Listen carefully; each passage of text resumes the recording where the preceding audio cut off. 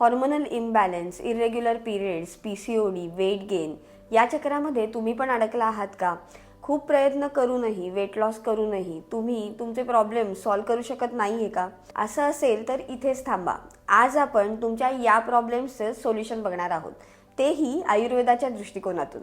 नमस्कार, मी डॉक्टर स्वाती नलगे, को founder and director Atreya Ayurveda and panchakarma clinic. PCOD, polycystic ovary disease किंवा syndrome हे आता आपल्यासाठी नवीन नाही. जवळजवळ प्रत्येक 5 मुलीमागे एक मुलगी या त्रासाने हैराण आहे. केस गळणं, अनियमित पिरियड्स, मूड स्विंग्स यामुळे ती त्रस्त होत आहे. कधी अनियमित पिरियड्स किंवा कधी वेट गेन या चक्रात ती अडकलेली आहे.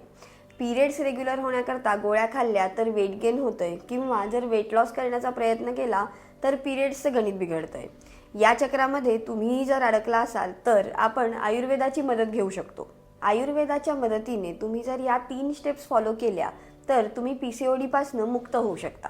या 3 स्टेप्स कुठल्या हे बघण्याआधी आपण PCODची कारणं आणि त्याची लक्षणं बघूयात. खाण्यापिण्याच्या चुकीच्या सवयी किंवा झोपेचे बिघडलेले तंत्र ही कारणे तर तुम्हाला माहितीच असतील, पण आजकाल आपल्याला सर्वात जे महत्त्वाचं कारण दिसून येतो ते म्हणजे स्त्रीच्या मागचा वाढलेला ताण. मग तो घरामधील कामाचा असू देत किंवा बाहेर करणाऱ्या कामांचा असू देत. या स्ट्रेस लेवल वाढल्यामुळे स्त्री शरीरातील हॉर्मोन्सवर त्याचा डायरेक्ट परिणाम होतो आणि त्यामुळे PCOD सारखे संबंधित आजार होण्याची जास्त शक्यता असते.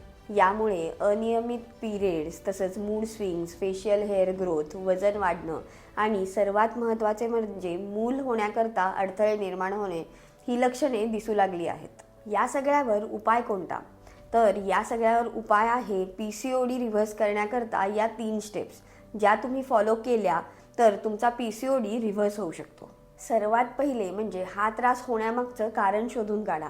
कारण शोधल्यानंतर तुमच्या आहारामध्ये त्याप्रमाणे बदल करा. तुमच्या प्रकृतीनुसार आयुर्वेदिक वैद्यांच्या मार्गदर्शनानुसार आहारामध्ये काही चेंजेस करणे गरजेचे असते. दुसरा उपाय म्हणजे शरीर शुद्धी आणि दोष संतुलन. तुमच्या शरीरात वाढलेल्या दोषांनुसार आयुर्वेदिक वैद्यांच्या सल्ल्याने आयुर्वेदिक पंचकर्माचा नक्की अवलंब करा. तिसरं म्हणजे मानसिक ताण कमी करणं. शरीराचा जसा थकवा घालवणं गरजेचं आहे, तसंच मानसिक स्वास्थ्य जपणंही तितकंच गरजेचं आहे. त्याकरता योग, प्राणायाम, ओंकार यांचा अवलंब करा. या 3 गोष्टी अंमलात आणल्या तर तुमचा PCOD रिव्हर्स होऊ शकतो. या संदर्भात जर तुम्हाला जास्ती माहिती जाणून घ्यायची असेल तर स्क्रीनवर दिलेल्या नंबरवर आम्हाला कॉन्टॅक्ट करा. नेक्स्ट व्हिडिओमध्ये तुम्हाला PCODसाठी करण्याची आसनं हवी आहेत का डाएट हे आम्हाला कमेंट करून नक्की सांगा. धन्यवाद.